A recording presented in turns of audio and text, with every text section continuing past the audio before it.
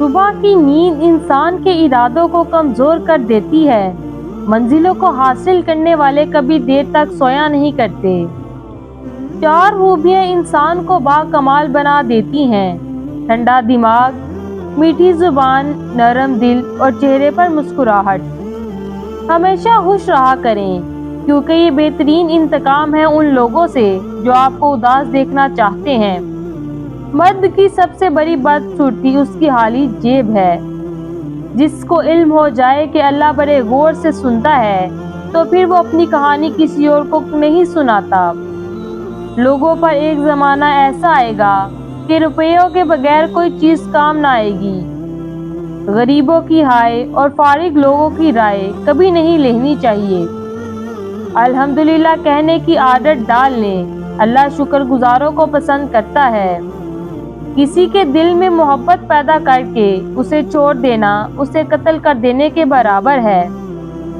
کسی دوسرے کے گرنے پر خوشی محسوس مت کریں، کیا معلوم کہ کل کو تمہارے ساتھ کیا ہوگا۔ مشکلات ہمیشہ بہترین لوگوں کے حصے میں آتی ہیں، کیونکہ وہ اس کو بہترین طریقے سے انجام دینے کی صلاحیت رکھتے ہیں۔ اگر تم کسی کے ساتھ بھلائی کرو اور تمہیں اس کا بدلہ برائی کی صورت میں ملے تو سمجھ لو کہ تمہاری نیکی قبول ہو گئی ہے۔ 2 طرح سے چیزیں دیکھنے میں چھوٹی نظر آتی ہیں، ایک دور سے اور دوسرا غور سے۔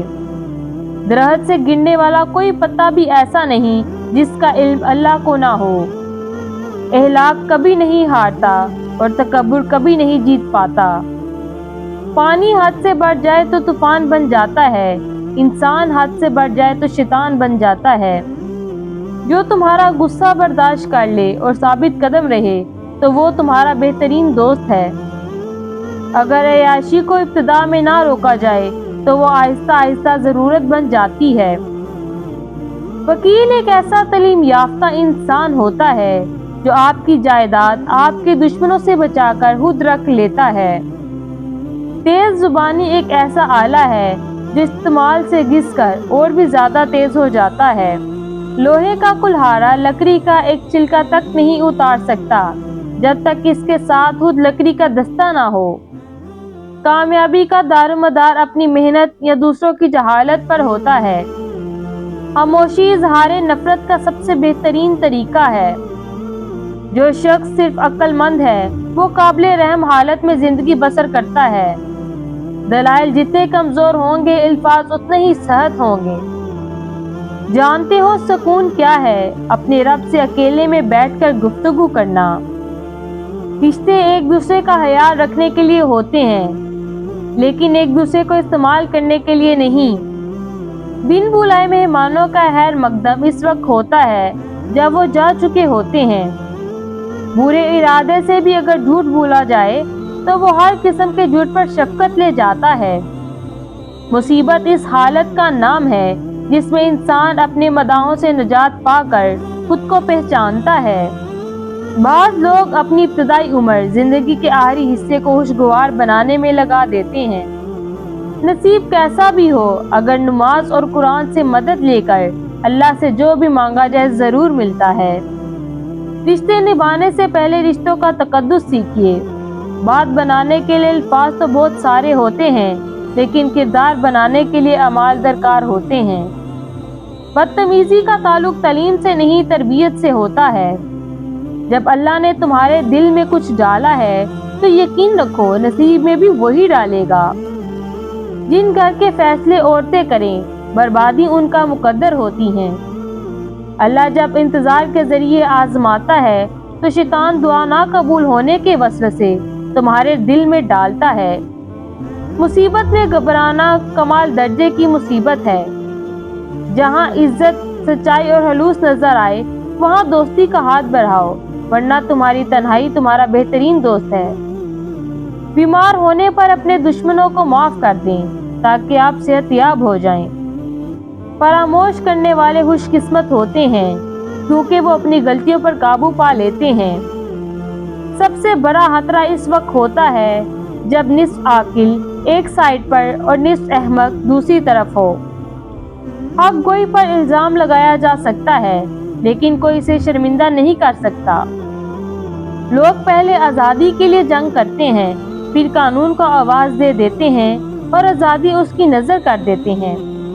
ہم لوگ بھی کتنے عجیب ہیں، نشانی رکھتے ہیں اور لوگوں کو کھو دیتے ہیں۔ اچھے لوگوں کا تمہاری زندگی میں آنا تمہاری قسمت ہوتی ہے اور انہیں سنبھال کے رکھنا تمہارا ہنر۔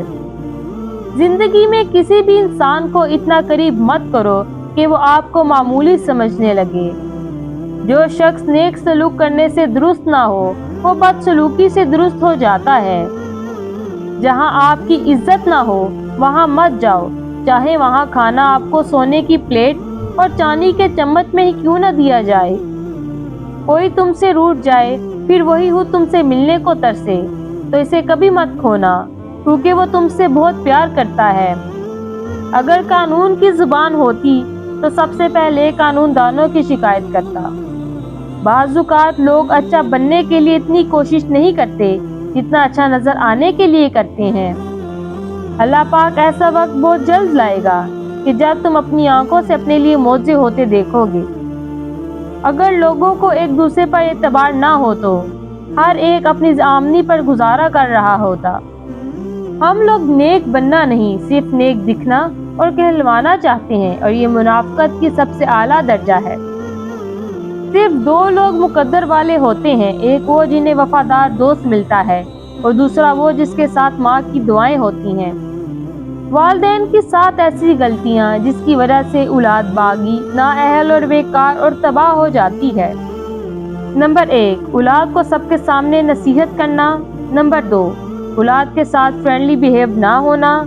نمبر 3، اولاد کو گالی دینا۔